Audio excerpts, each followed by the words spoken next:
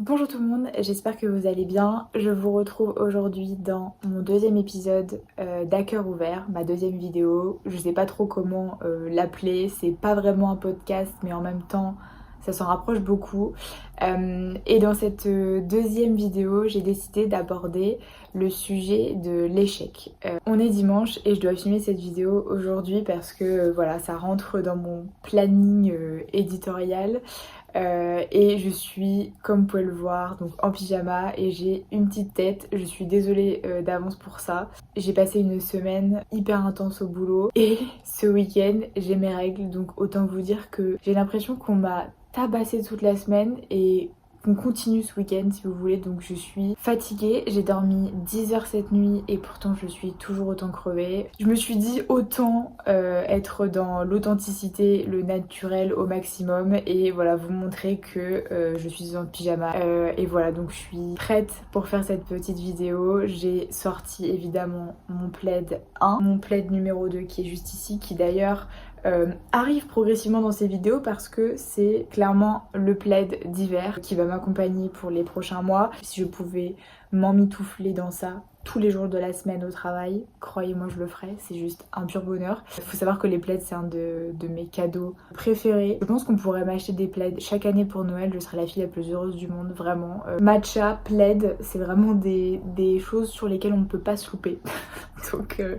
Donc voilà, un petit setup très cosy en ce mois de novembre. D'ailleurs, je pense que je vais sûrement faire des vidéos à cœur ouvert une fois par mois. J'aimerais en faire plus, j'aimerais faire plus de vidéos, je vais pas vous mentir, mais je n'arrive pas à trouver le temps entre mon boulot, le sport, la vie personnelle. J'essaye de tout concilier et du coup, j'arrive pour le moment à faire une vidéo à cœur ouvert par mois. Et finalement, je trouve que pour débuter, c'est plutôt pas trop mal parce que j'arrive à aborder un sujet différent par mois qui correspond plus ou moins à la saison, mais pas que. Par exemple, pour aujourd'hui, on va aborder l'échec, et l'échec, c'est pas forcément une thématique, comment dire, ou un sujet qui ne se vit que en novembre, pas du tout. J'essaye d'apporter un petit peu de structure à ces vidéos, déjà dans le contenu en lui-même, mais aussi sur, on va dire, le moyen terme. Et aujourd'hui, comme je vous l'ai dit, je vous retrouve pour une vidéo sur l'échec. Pourquoi j'ai voulu aborder cette thématique, ce sujet? Parce que on est au mois de novembre et que ça fait plusieurs mois que je suis en pleine recherche pour un nouveau job. Voilà, tout simplement. Je cherche à partir de Paris. Pour dire les choses réellement, je cherche à quitter la capitale. Du coup, forcément, ça implique de changer de boulot et de vie de manière générale. Donc ça fait plusieurs mois que je suis en pleine recherche, que j'envoie des CV, des lettres de motivation et que je n'ai quasiment aucun retour. J'ai eu quelques retours entre, je dirais, août et septembre. J'ai eu 2 entretiens pour un boulot que je n'ai pas décroché. Je me retrouve aujourd'hui, on est mi-novembre, et je n'ai décroché aucun autre entretien. Je n'ai pas eu de nouvelles autres. J'ai aussi, et c'est aussi pour ça que je fais cette vidéo, c'est qu'il y a aussi la vie personnelle qui entre en jeu et qui compte beaucoup pour moi maintenant. Alors ça va peut-être vous paraître un petit peu bizarre la façon dont je dis ça, mais c'est vrai que jusqu'à maintenant, comme j'étais toute seule, je prenais mes décisions pour moi-même uniquement.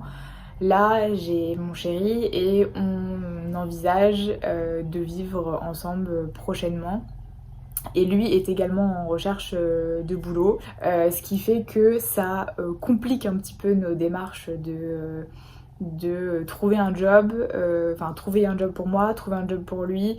C'est ça, c'est vrai que ça rend la tâche un petit peu compliquée si vous voulez dans nos recherches, etc. Tout ça pour vous dire que je suis en pleine recherche de mon prochain job et que la tâche s'est avérée extrêmement difficile et elle s'avère toujours extrêmement difficile, sauf que j'ai pris énormément de recul depuis, puisque j'ai commencé mes recherches, comme je vous ai dit, en août à peu près, juillet, août, mais plus août, jusqu'à il y a encore quelques semaines, et là j'ai un petit peu stoppé, pour être très honnête, parce que je faisais face à l'échec et que je voyais très bien que je le vivais pas bien du tout. Je me disais mais je comprends pas pourquoi j'échoue, pourquoi j'ai pas de réponse, pourquoi personne ne prend le temps de me répondre, de me dire ce qui va pas, parce que je me dis bon bah peut-être que c'est moi qui fais quelque chose qui ne va pas, comment dire, il y a forcément quelque chose qui explique en tout cas l'absence de retour ou les retours négatifs. Et c'est là où j'ai voulu me poser un petit peu sur l'échec et sur qu'est-ce que l'échec, comment on vit et on ressent l'échec et qu'est-ce que ça peut impliquer dans notre vie au quotidien finalement, parce que ça reste une thématique et un concept qui finalement nous touche tous aussi, et l'échec c'en est un. Je pense que ça concerne n'importe qui, et je pense qu'il faut revenir de base pour commencer à la définition de l'échec. Qu'est-ce que ça signifie en fait l'échec? Qu'est-ce que l'échec de manière générale par définition? Moi je le définirais comme ça. L'échec pour moi c'est ne pas réussir à faire quelque chose, c'est échouer à quelque chose, à faire quelque chose, à réussir un examen, un concours, à faire un exercice, à faire ses devoirs, à faire une recette de cuisine, à intégrer une école, à faire une séance de sport, échouer dans une relation peut-être, enfin voilà, une relation qui échoue pour X ou Y raison, échouer dans un job, dans une compétence, voilà. Et ce qui est important je trouve dans cette notion de l'échec, c'est que lorsque vous échouez, c'est parce qu'il y a eu une envie, une volonté, un désir de réussir, d'arriver à ses fins, d'atteindre un objectif si vous voulez. Donc il y a une grande part de subjectivité si je puis dire. Évidemment il y a cette objectivité de dire bah soit on réussit soit on échoue. Donc c'est un petit peu manichéen, mais voilà, ça reste très factuel et réaliste dans le sens, pour un concours par exemple, bah, soit on a réussi soit on a échoué. Voilà, il n'y a pas 36 000 façons de voir les choses factuellement. Soit vous avez réussi le concours et vous intégrez une école par exemple, soit vous ne réussissez pas et vous l'intégrez pas. Donc factuellement ça peut être très compliqué justement à accepter, parce que parfois derrière il y a un rêve, il y a une passion. Je pense à la danse par exemple, aux filles et aux garçons qui passent des concours de danse, ou qui veulent rentrer en conservatoire, ou qui veulent intégrer une école de danse, et pour eux c'est leur rêve en fait, c'est le rêve de toute une vie.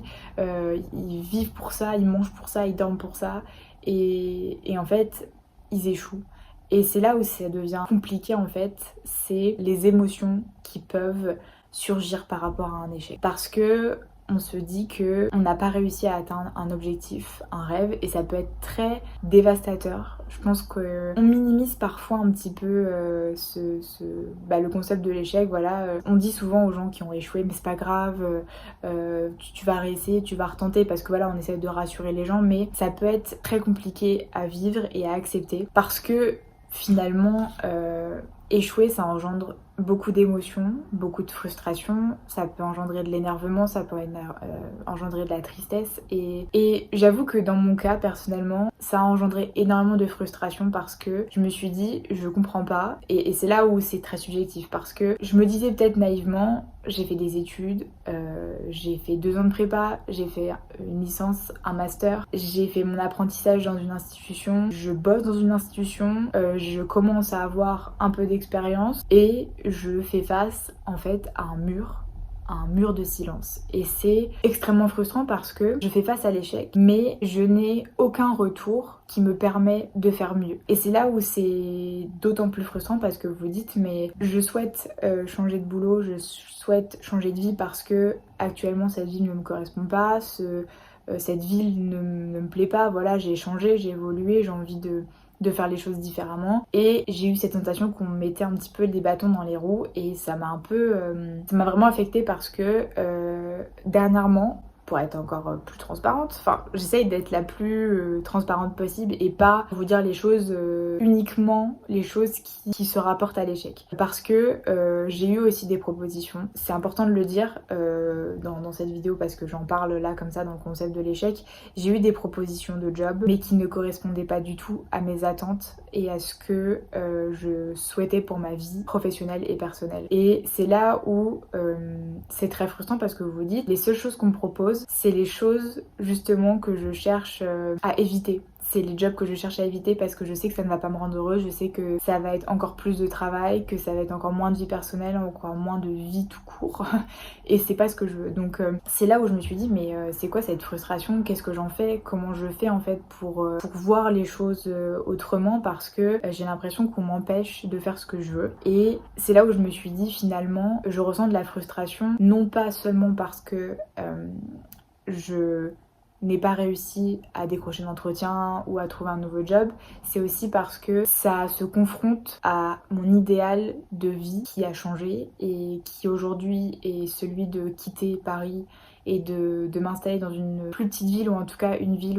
où la qualité de vie est bien meilleure et où le travail n'a plus la même place qu'il pouvait avoir il y a encore, je dirais, un an. Je vois que j'ai énormément changé, je vois que mes priorités ont changé et je vois que voilà, mon idéal a changé et là mon idéal c'était de partir à la fin de mon contrat là dans quelques temps. Je vois que la frustration était vraiment liée à cet idéal de quitter Paris comme je le voulais en temps et en heure et c'est vrai que c'est ça qui du coup m'a permis de prendre un petit peu de recul et pour tout vous dire, ça fait que quelques temps en fait que j'ai pris conscience de ça et c'est pour ça que je voulais faire cette vidéo parce que il faut toujours essayer de prendre du recul par rapport à une situation, qu'elle soit bonne ou mauvaise et essayer de trouver des clés pour expliquer pourquoi on peut réagir et ressentir telle ou telle chose. Et du coup, le fait d'avoir compris ça, ça m'a beaucoup aidé à prendre du recul et à me dire que il fallait que je sois plus indulgente avec moi-même et que la vie ne se passait pas du tout comme on le voulait. Ça pourtant j'ai l'impression que c'est une leçon qu'on me répète sans cesse, pas quelqu'un en particulier mais que la vie essaye de me faire comprendre parce que vraiment c'est pas quelque chose de facile à accepter que la vie se passe pas comme on le veut. Moi je suis quelqu'un de très routinière, même si je tends à évoluer sur ça mais je sens que j'aime bien quand les choses sont comme je veux et bah du coup parfois ça peut être difficile à accepter parce qu'on se rend compte que bah c'est pas du tout comme ça que la vie est faite. Et la deuxième chose aussi qui m'a fait un petit peu gamberger si je puis dire, c'est voir que les autres réussissent et que moi je stagne dans une situation qui est inconfortable et pas plaisante. Et ça je l'ai remarqué via les réseaux sociaux. C'est pas quand je dis voir que les autres réussissent, moi j'ai aucun problème avec la réussite des autres. Je suis là, enfin je veux dire, je pense que je fais partie des gens qui ne sont pas du tout jaloux ou comment dire envieux de la situation des gens parce qu'on connaît jamais vraiment les gens, on connaît jamais vraiment leur vie et je trouve qu'il faut pas du tout s'arrêter à ça. Sauf que la magie des réseaux sociaux, c'est que vous ne voyez vraiment que le positif finalement, vous ne voyez que la partie émergée de l'iceberg.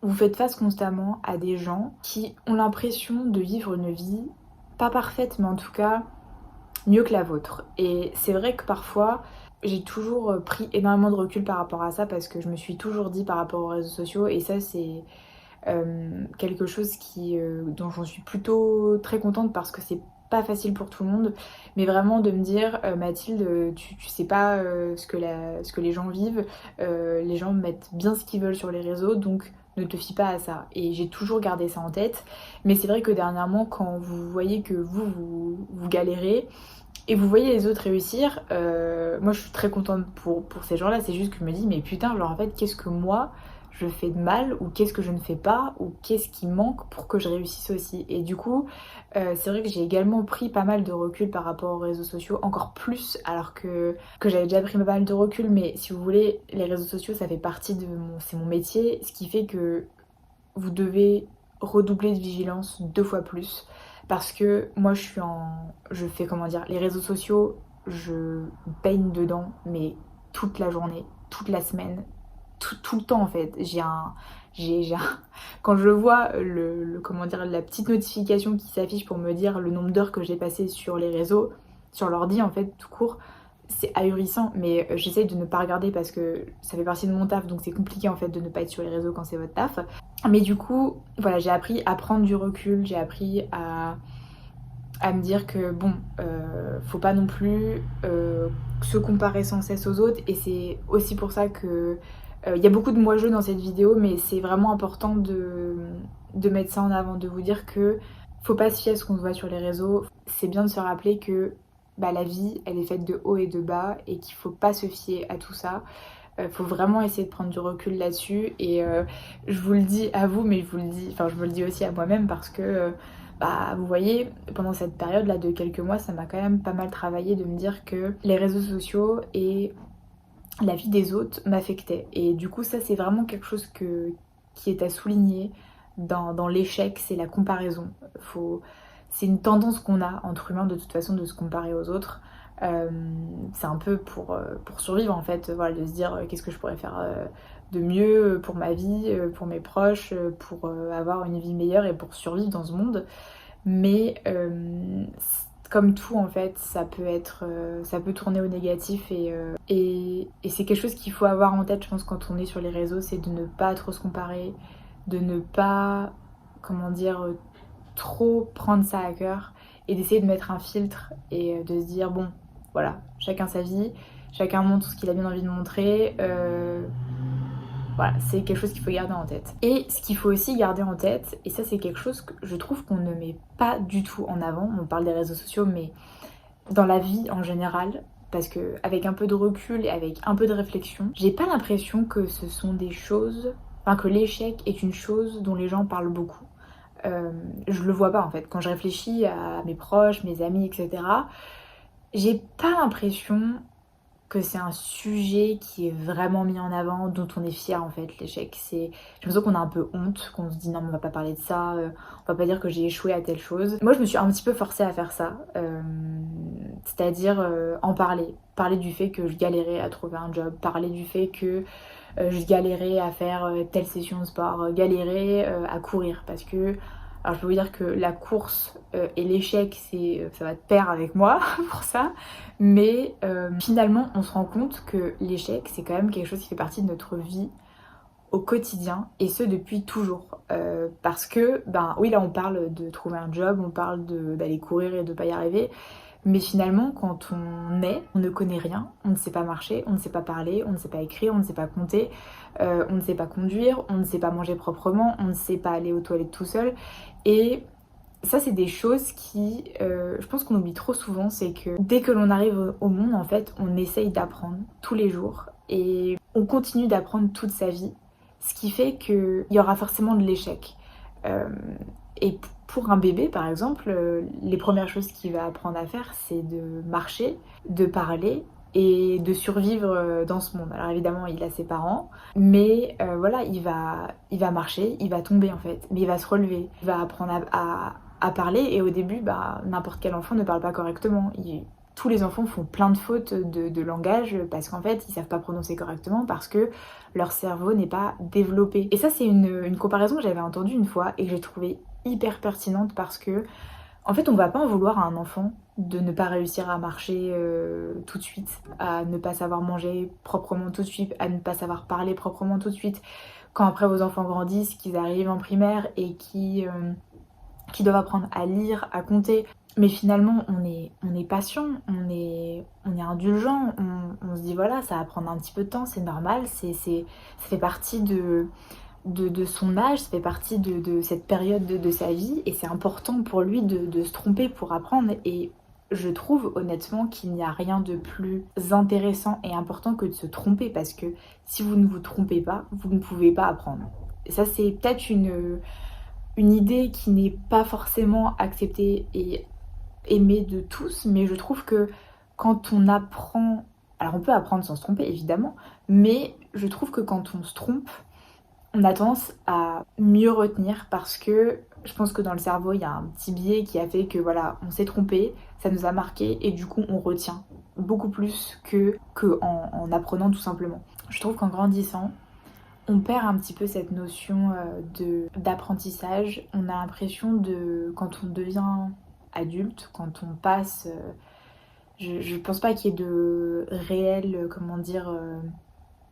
Il n'y a pas un âge particulier où on se dit ça y est c'est bon, à partir de cet âge-là je suis un adulte, je ne suis plus considérée comme un élève. Alors si les gens vont jusqu'au bac, voilà, on peut se dire bon bah voilà, à partir de ce moment-là je rentre dans la vie active et je ne suis plus un élève ou après on peut devenir étudiant et ensuite voilà, rentrer dans la vie active. Tout ça pour dire que quand on est petit, on va dire cette première partie de la vie, vous êtes considéré comme un enfant, quelqu'un qui apprend, quelqu'un qui ne connaît rien de la vie et qui a tout à apprendre. Et d'ailleurs c'est quelque chose qui me dérange un peu parce qu'on part du principe que du coup, quand on est adulte, on est censé tout savoir, on est censé avoir réponse à tout, on est censé, comment dire, être expérimenté et évidemment, comparé à quelqu'un qui a 40 ans à un enfant de 3 ans, évidemment, factuellement, la personne qui a 40 ans en sait plus qu'une personne de 3 ans. Évidemment, mais moi, on m'a toujours, je pense que n'importe quelle personne s'est sentie un petit peu infantilisée parfois parce que les gens qui sont plus vieux pensent savoir mieux que vous en fait. Et ça, c'est quelque chose qui, pour moi, est entièrement faux. Je vous le dis tel que je le pense. Moi, il y a plein de personnes qui m'ont appris des choses, qui m'ont en tout cas dit des choses que j'ai naïvement, quand j'étais plus petite, cru que c'était vrai. Et en fait, je me suis rendu compte plus tard que c'était complètement faux. Et c'est pas pour blâmer les adultes ou les gens plus vieux, c'est pour dire qu'il faut essayer de garder un esprit critique et essayer de continuer à apprendre toute sa vie parce que c'est pas parce que vous n'êtes plus au lycée ou que vous n'êtes plus étudiant que vous n'avez plus rien à apprendre. Ce n'est pas parce que vous rentrez dans la vie active que vous n'avez plus rien à apprendre. En fait, certes, quand vous avez fini vos études, clôturez une partie de votre vie qui vous a permis d'apprendre énormément de choses, mais en fait, vous rentrez dans une vie, dans une deuxième partie de vie que vous ne connaissez absolument pas. Et ça, personne n'en parle. J'ai l'impression que tout est codifié quand on est en primaire, au collège, au lycée, même en master, etc. Ou même, je sais pas si vous faites des études, alors je dis des études, là je parle d'études, d'autres études, mais si vous faites un CAP, je sais pas les termes actuels, parce que moi avant c'était des CAP, des BEP, etc. pour vous spécialiser dans un truc en particulier, pour rentrer directement dans le vif du boulot. Et j'ai l'impression qu'après, on est censé tout savoir, on est censé être prêt, expérimenté, capable de tout faire comme ça. Et moi, je suis pas d'accord parce que moi, personnellement, je suis dans le début de ma vie active et je trouve que j'ai énormément de choses à apprendre. Il y a plein de choses que je ne sais pas. Et je trouve aussi qu'il faut garder cette capacité d'apprentissage, d'esprit critique, d'analyse, de ne jamais en fait prendre les choses pour argent comptant ou tout pour acquis en fait. Votre savoir il évolue et je pense que c'est important de souligner ça et d'en parler dans cette vidéo parce que je parle de l'échec mais si on parle pas assez de l'échec c'est aussi parce qu'on parle pas assez d'apprentissage et je pense que c'est lié. Parce qu'il y a qu'en essayant, il y a qu'en apprenant, qu'en essayant d'apprendre qu'on peut se planter. Et on n'en parle pas assez quand on est adulte parce que on part du principe que on sait beaucoup de choses et donc il n'y a pas forcément de choses à apprendre. Et qu'on ne doit pas forcément apprendre de nouvelles choses. D'ailleurs, ça c'est quelque chose que j'ai jamais compris. Et ça, c'est les générations qui sont plus vieilles qui me l'ont fait ressentir, c'est-à-dire non mais de toute façon, je suis trop vieille, je suis trop vieille pour faire ça. Un peu genre ce sentiment de fatalité que je n'aime pas du tout parce que je sais pas, à croire parce que qu'on a 50 ans qu'on peut pas apprendre une nouvelle langue, qu'on peut pas à faire du piano, à faire de la guitare, à apprendre à coudre, à j'en sais rien, à écrire un livre, n'importe quoi. J'ai l'impression que je sais pas, comme on est vieux, on n'a pas le droit de faire ça ou que j'ai jamais compris ce genre de choses et c'est vrai que ça m'a toujours un petit peu travaillé parce que je me dis mais en fait pour moi on apprend toute notre vie et pour moi on échoue aussi toute notre vie. Et là c'est tout ce laïus pour vous dire que il y a qu'en essayant forcément qu'on va se planter. Et c'est important de se dire que même si vous avez échoué, même si moi j'ai échoué aussi et c'est pas une fatalité, c'est-à-dire que j'ai échoué et je vais apprendre de mes erreurs, mais au moins j'ai agi. Parce qu'il y a plein de gens qui se complaisent dans leur situation, qui se plaignent, etc., mais qui ne font rien pour changer et qui, du coup, vivent un peu leur vie comme un échec ou leur job comme un échec, etc. Moi, ça, c'est quelque chose qui n'est pas possible en fait. Genre, je peux pas me contenter de quelque chose qui ne me plaît pas. Je peux, vivre avec un petit peu, faire des concessions, me dire que voilà, c'est pas pour toute la vie, mais je ne peux pas continuer à travailler dans un endroit ou à faire quelque chose qui ne me plaît plus comme avant parce que en fait la norme, la société veut que ça reste comme ça.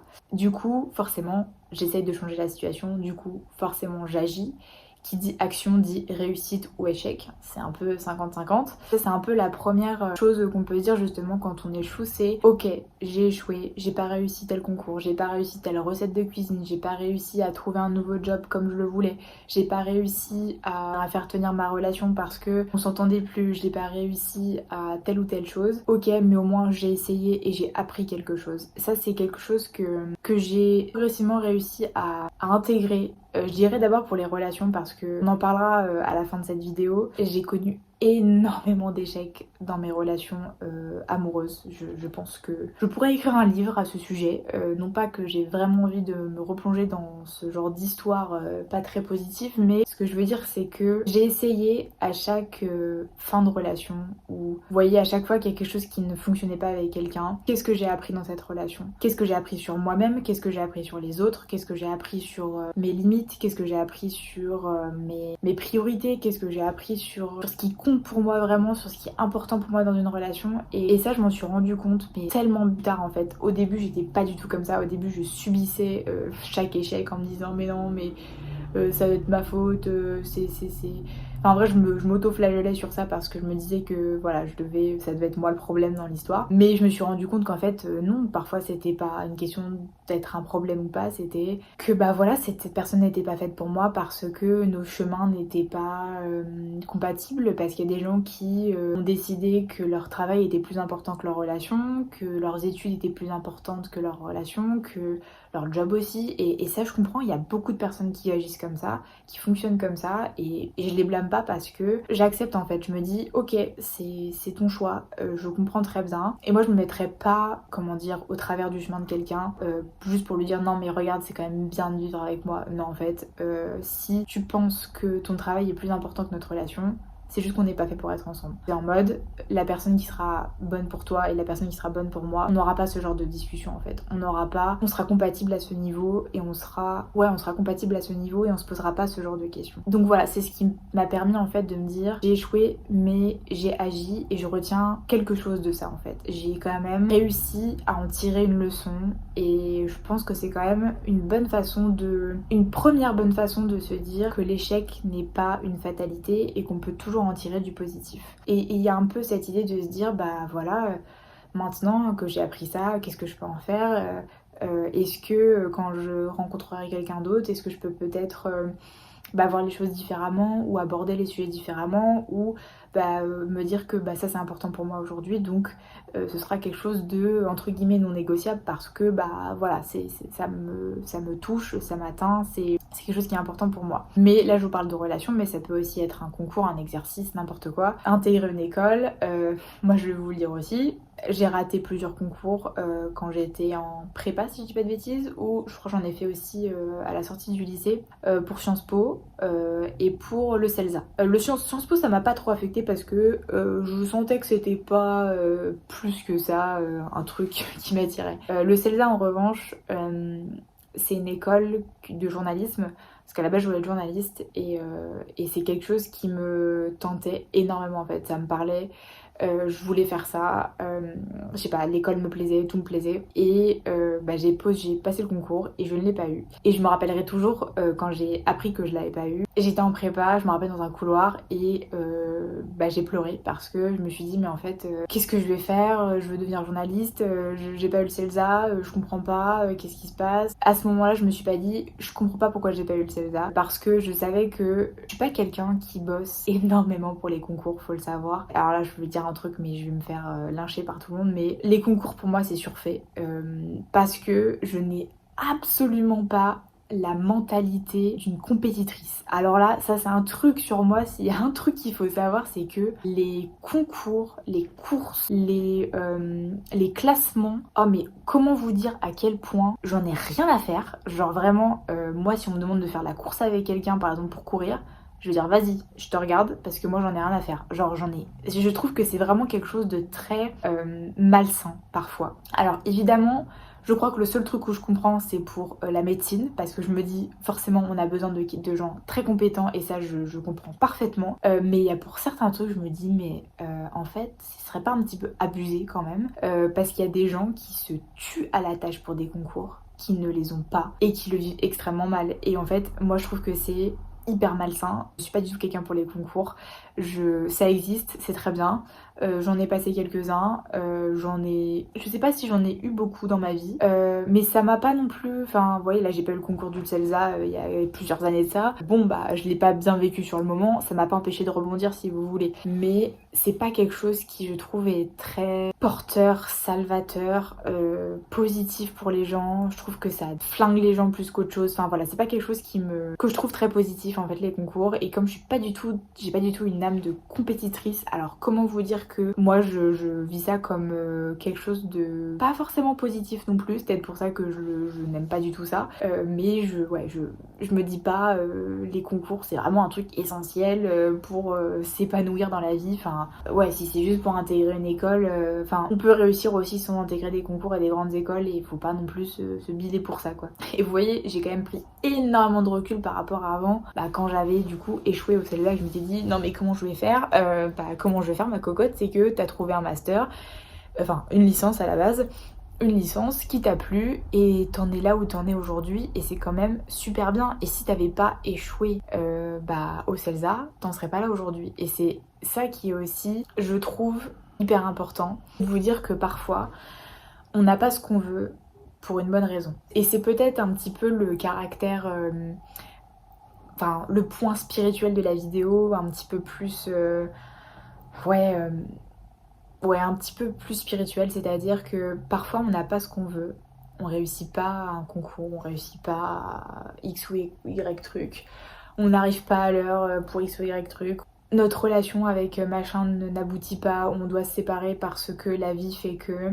Et sur le coup, on est malheureux, on est triste, on est énervé, on est frustré, on comprend pas pourquoi c'est comme ça.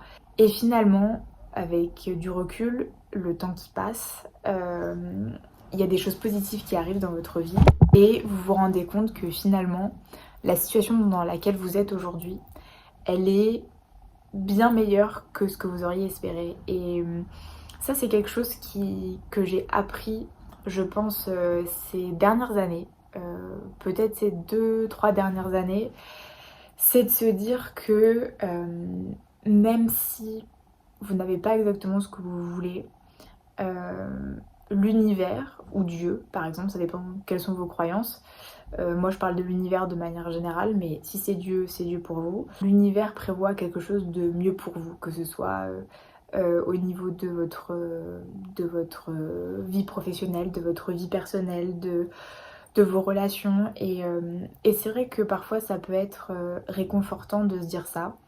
Parfois c'est aussi très frustrant parce que vous vous dites mais ok, il a quelque chose de mieux pour moi en réserve, mais là je le vois pas, j'arrive pas à le voir. Et moi ça a été difficile de me dire ça parce que ça c'est quelque chose que me répète souvent ma mère. Ça me vient un peu comme ça, mais c'est vrai que c'est quelque chose qu'elle m'a souvent dit quand j'étais petite, ou même au cours de ma vie, c'est si tu l'as pas eu, c'est que tu devais pas l'avoir. Et ça peut être très frustrant comme phrase parce qu'on se dit mais en fait ouais, mais c'est pas avec ça qu'on avance, je vais pas l'avoir, mais à quel moment c'est réconfortant. Et en fait parfois c'est le cas. Et là je me dis, vous voyez, on est en novembre et je me dis ok, t'as pas eu de réponse là où t'as postulé, et franchement j'ai postulé à un paquet d'endroits, et je me dis mais en fait, si j'ai pas de réponse, c'est que je devais pas y aller pour X ou Y raison. Parce que l'univers pense que c'est peut-être pas une bonne idée. On peut aussi peut-être le voir en mode ma cocotte, t'aurais peut-être dû plus bosser ta lettre de motivation, t'aurais peut-être dû refaire ton CV 15 000 fois, t'aurais peut-être dû être à disposition H24 tout le temps, alors chose que je suis déjà quand même. Et en fait, je me dis, oui, je pourrais penser comme ça et me rendre un peu malade quand même, parce que de se dire qu'à un moment donné, vous voyez, je veux bien faire la différence, je veux bien évidemment être dispo pour des entretiens le plus tôt possible, faire mon maximum pour me démarquer via une lettre de motivation, etc. Mais à un moment donné, je peux pas faire plus. Je peux pas non plus modifier qui je suis pour plaire à des employeurs, et ça c'est hors de question, parce que à un moment donné je sais ce que je vaux, je sais quelles sont mes compétences, je sais quelles sont mes valeurs, je sais tout ce que je peux accomplir, et ça c'est quand même hyper important de garder ça en tête, de se dire que quand on échoue, on n'est pas la dernière des merdes, on n'est pas la dernière des incapables ou la dernière des incompétentes. Il faut pas du tout se dire ça, il faut essayer vraiment de se dire, et je sais que c'est pas facile, mais voilà, en fait j'ai échoué, c'est que j'aurais pas dû, je sais pas, j'aurais peut-être dû en effet mettre un peu plus d'huile de coude ou j'aurais peut-être dû faire différemment.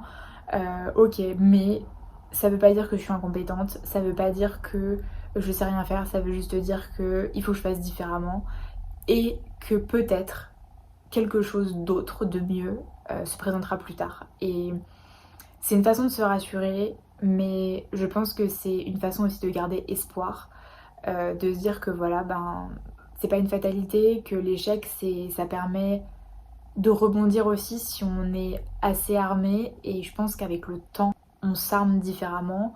Je pense qu'on est tous inégaux là-dessus. Il y a des gens qui sont... Voilà, ils échouent, c'est pas grave. Ils continuent, ils continuent, ils continuent. Et il y a des gens, ils échouent une fois et ils le vivent très très mal. Et moi, je comprends les deux côtés parce que il y a des moments dans ma vie où mes relations, par exemple, ça a été qu'un enchaînement d'échecs. Et ça m'a énormément affectée et ça n'aide pas du tout, si vous voulez, dans l'espoir en fait. On se dit pas, enfin à un moment donné, on se dit, bah, en fait je vais trouver personne, je vais rester toute seule, je dois avoir un problème, je sais pas, je dois être différente, j'en sais rien.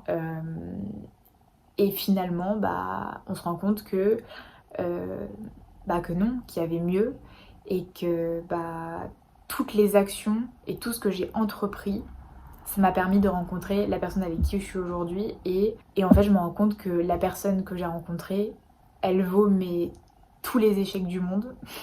Je pense que mon chéri verra cette vidéo mais et il le sait de toute façon tout ça mais tout ça pour vous dire que j'ai ouais dans mes relations j'ai tellement échoué.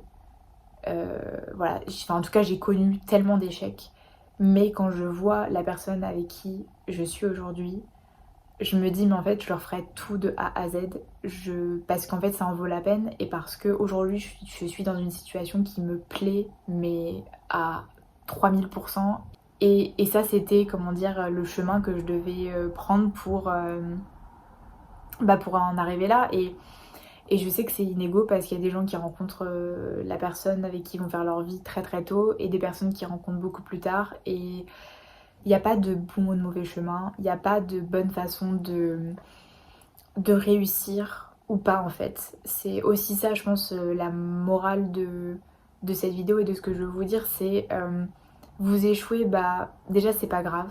C'est pas grave, si vous échouez, on échoue tous dans la vie, on s'est tous cassé la gueule dans n'importe quel domaine de la vie.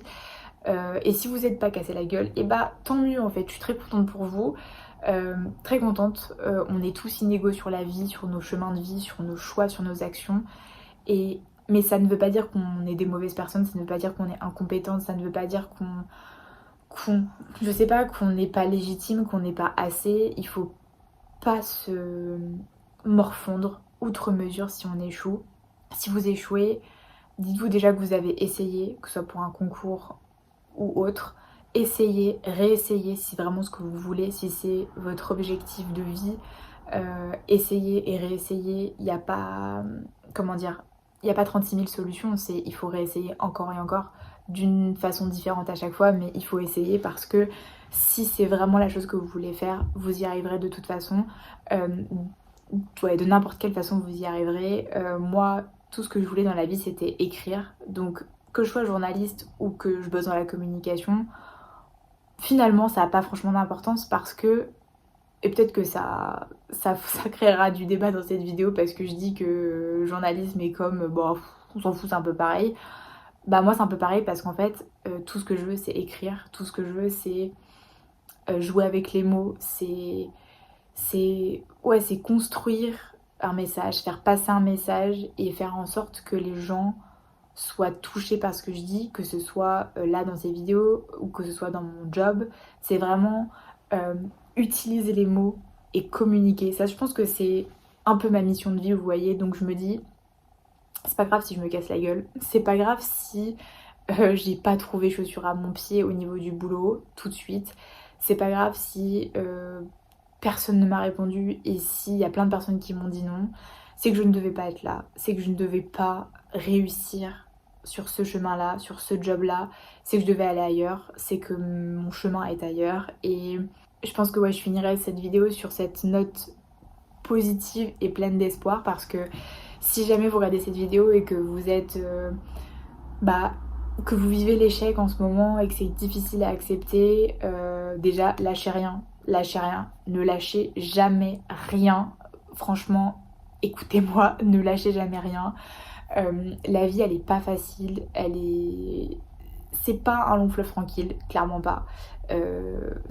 Ça se passe pas toujours comme on veut, mais il faut pas lâcher parce que si votre rêve c'est d'être danseuse, si votre rêve c'est, je ne sais pas, vivre aux États-Unis, si votre rêve c'est de faire le tour du monde, si votre rêve c'est de montrer votre boîte, si votre rêve c'est d'être femme au foyer et d'élever vos 5 enfants, si votre rêve, je ne sais pas, c'est de faire des vidéos YouTube, c'est de monter votre studio de danse, votre studio de poterie, si vous avez envie d'être professeur, si vous avez envie, je sais pas, d'être militaire, mais go for it, franchement. Laissez personne vous dire quoi faire dans la vie. Écoutez-vous, suivez votre intuition, parce que les gens vous mettront toujours des bâtons dans les roues, la vie vous mettra toujours des bâtons dans les roues, mais si c'est vraiment ce que vous voulez faire, vous le ferez en fait. C'est pas une question de faire tel ou tel truc spécifiquement, c'est écoutez votre intuition, écoutez vos envies et ne baissez pas les bras, même si vous échouez, parce que on apprend toujours de ses échecs et on en ressort plus fort. Mais voilà, faut savoir prendre du recul et se dire que l'échec c'est pas forcément négatif. Parfois l'échec c'est une redirection. Parfois ouais, l'échec c'est une redirection, c'est un rebondissement. Parfois l'échec c'est une chose positive parce que il y a qu'en se cassant la figure parfois qu'on se rend compte que certaines choses n'étaient pas faites pour nous. Donc vraiment essayez de prendre du recul par rapport à ça si c'est le cas. Et voilà, je ne sais pas si j'ai dit tout ce que je voulais dire dans cette vidéo parce que c'était peut-être un petit peu plus fourre-tout que la dernière fois. Il y a beaucoup de sous-sujets qui peuvent émerger dans cette vidéo et qui sont importants, je trouve, à évoquer en tout cas. Mais voilà, je pense que c'est important de ne pas être fataliste avec l'échec et de voir les choses autrement, d'essayer de voir les choses autrement pour garder la pêche et garder de l'espoir et voilà. J'espère que cette vidéo vous aura plu. N'hésitez pas à me dire dans les commentaires s'il y a des thématiques que vous aimeriez que j'aborde. J'en ai plusieurs en tête pour les prochains mois, mais franchement n'hésitez surtout pas parce que moi ça me permettrait de réfléchir aussi. À chaque fois que je vais vous montrer, à chaque fois que je fais un sujet de vidéo, je rédige dans mon petit carnet en fait un petit peu tout le processus de la vidéo, ce dont j'ai envie de parler, les points importants et moi ça me permet de travailler un petit peu aussi, de me poser, de poser mes pensées, ma réflexion et de me dire comment je pourrais aborder un sujet différemment pour essayer de galvaniser les troupes, j'allais dire. Je sais pas pourquoi ça m'est venu en tête, mais c'est clairement ce qui m'est venu en tête. Mais voilà, donc encore une fois, j'espère que cette vidéo vous aura plu. N'hésitez pas à liker cette vidéo, à la partager auprès d'autres personnes, de vos proches, de votre famille, etc. À des personnes qui pourraient être susceptibles d'être concernées par ce sujet, même si on l'est tous. Et voilà, je vous dis à très vite dans une prochaine vidéo. Bye!